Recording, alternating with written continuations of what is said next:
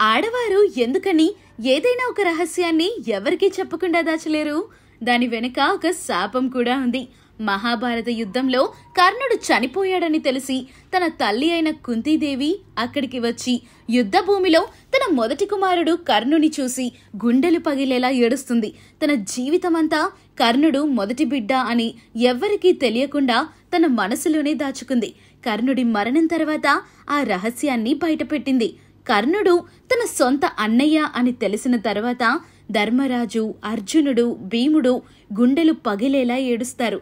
ఎంత పాపం చేశాం అన్నయ్య, మమ్మల్ని క్షమించు అని చాలా బాధపడతారు. తరువాత ధర్మరాజు యుద్ధంలో కర్ణుడితో ప్రవర్తించిన తీరుకు ఎంతో పశ్చాత్తాపంకి చెంది తన తల్లి ఇలాంటి రహస్యాన్ని మా దగ్గర ఎందుకు దాచి ఉంచింది అని తన బాధ కోపంగా మారి ఒక శాపం పెట్టడం జరిగింది. ఆ శాపం అందరి ఆడవాళ్ల జీవితాలు మార్చేశాయి. ఇకపై ఆడవారి నోట ఏ మాట దాగదు అని శపించాడు.